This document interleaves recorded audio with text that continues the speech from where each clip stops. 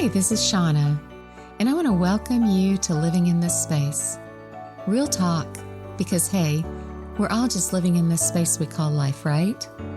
It's messy, it's hard, and sometimes it's the most joyous thing we can experience. I want you, my listener, to have a place where the conversation is real and honest. I hope we can spend this time together, validating, sharing, and experiencing all the feels together with whatever topic is on the agenda for the day. Let's dive in. Hi, sweet listeners, and welcome back. Well, we are going to be going through a series of episodes about a tool that I use in my coaching business. It's called the Wheel of Life. Now, many of you have done a wheel exercise already and are familiar with what we're going to be talking about. But for those of you who haven't, stop for just a moment and picture in your mind a tire on a bicycle. That tire or wheel will have spokes that support the outer rim of that wheel that you're riding on. Well, the Wheel of Life looks similar. It has a center, and then it has spokes that extend to the outer ring. And each section of those spokes represents an area of our lives that we are either thriving in or we may need a bit of attention in. So during this series of episodes, there will be 12 in all. We're going to briefly talk about an area of the Wheel of Life that I use.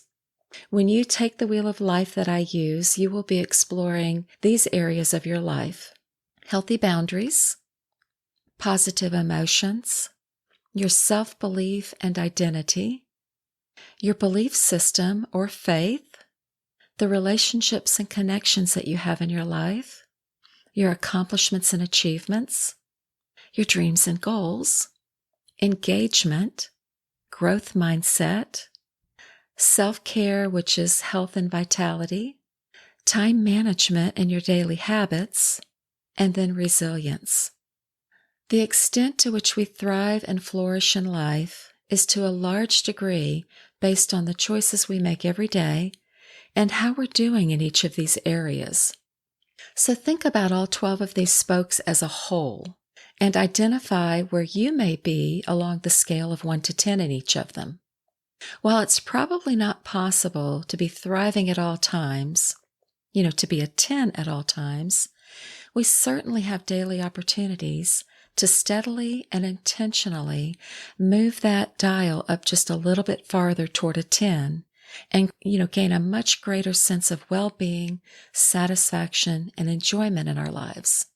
Now, when you take this Wheel of Thriving, it's one large circle with the spokes, and in each section, you grade yourself from 0 to 10 of where you think you are in that spoke underneath that particular topic. You may be a 10, an 8, or you may be a 0, or maybe you're a 4 or 6. Rarely are we all at a 10. So your wheel is going to be a little out of round, so to speak. And a lot of people find themselves somewhere between a 6 to a 10 on most things. But then there are a lot of us who just are not thriving in one particular area or another. So our wheel may have some 1s on it. It might have some 4s. Maybe there's a 6 here and a 10 here. So you can see how when you look at the wheel as a whole, it may be really bumpy if it was turning and rolling down the street. So that hopefully will give you an idea of what a Wheel of Life looks like. Each week we're going to go through one of the spokes on the wheel, and we're just going to briefly talk about that one area. So the first place we're going to start is with the healthy boundaries. Now, I like to dig into healthy boundaries first because I think if you don't have a grasp on boundaries in your life and why they're so important, everything else is going to be off. Did you know that having healthy boundaries is one of the most overlooked areas of our lives for most of us? I mean, let's think about it. Most of us know what a boundary is. We just don't usually have a good grasp on what a healthy boundary means or how to navigate maybe expressing that boundary to other people in our lives. And you can also have healthy boundaries with yourself. and not honoring those healthy boundaries that you've set for yourself, is equally as unhealthy as not, expressing them and holding true to them with other people. What are some healthy boundaries that we need to have in place in our lives? And before I go too much further, I want to make it really clear that having healthy boundaries is for everyone. Now, I primarily talk to women on my podcast, but women, men, and children alike need to have healthy boundaries in place and understand what they are. Okay, so let's look at 6 boundaries that we need to be aware of. Physical boundaries. These are boundaries that define your physical space, such as not wanting to be touched without your consent or needing your personal space to feel comfortable. Then we have emotional boundaries. These are boundaries that define your emotional space, such as not wanting to be around people who are consistently bringing you down or making you feel bad. And then we have sexual boundaries. These are boundaries that define your comfort level with sexual activity, such as not wanting to do sexual acts that make you uncomfortable, or until you're ready, or verbally listening to things that are inappropriate, or having people speak to you in inappropriate ways. I'm going to pause here with these first 3 boundaries because I want to tell you, in my opinion, these are paramount and should be of utmost importance for you to have in place and to teach your children about. Physical boundaries, emotional boundaries, and sexual boundaries. Please, if you do nothing else, look at each of these and really start exploring, do you have healthy boundaries in these 3 areas?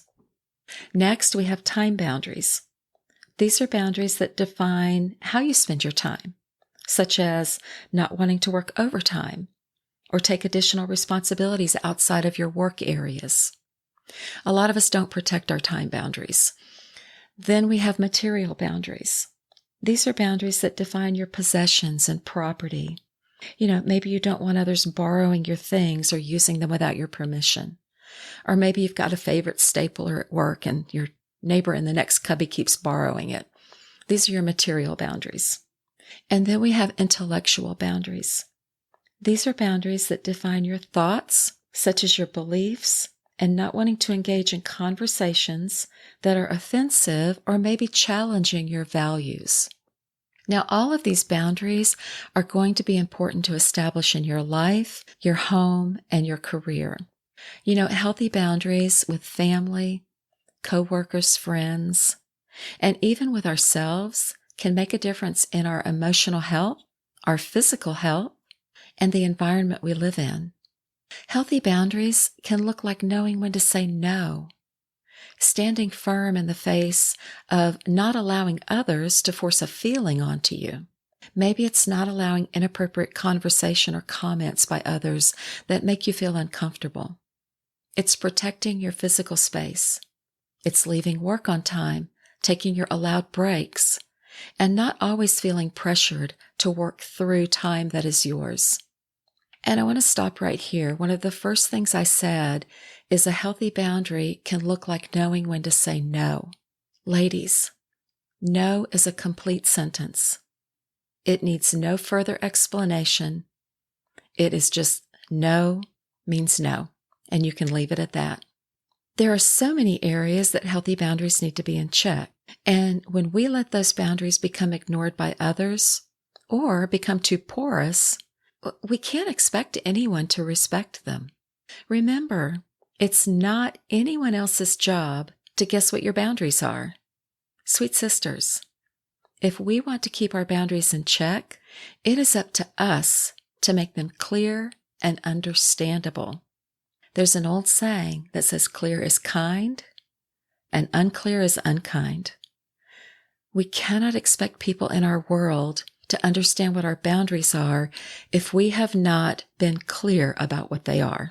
And also we need to be clear about a consequence of someone crossing a boundary too many times. There's a great exercise in a book that I read, and I'll put the book in the show notes, and it talks about having a green light, a yellow light, and a red light. And your green light is you have told someone about your boundaries and you've made it really clear what they are. Well, then you get to this yellow light, and all of a sudden someone has crossed your boundary. And there's somebody that you have told before what your boundary is. So, you kindly remind them of what your boundary is, and you let them know what the consequence of crossing that boundary again will be. Maybe it's, if you do this again, I'm just going to have to turn around and walk away, or I'm going to have to hang up the phone, or, whatever it is. And then a red light is when they have obviously crossed it again very intentionally. Now it's time for you to put your consequences into action. Now you turn and walk away, or you hang up the phone. And unfortunately, there are some people in our lives that we may have to step away from for a time because they're just continually crossing what we have stated as a healthy boundary for us. When we have no boundaries, we then open ourselves up to internalizing criticism, anger, pressure from others, and even negative self-talk or actions against ourselves personally. Healthy boundaries will allow you to have more self-awareness, more courage to be yourself, and you will be more confident to say no when needed without the guilt and shame that others may try to impose on you. Now, I want to take just a really quick minute, and I want to tell you the book that I was talking about. That book is called The Book of Boundaries, Set the Limits That Will Set You Free. And it's written by Melissa Urban.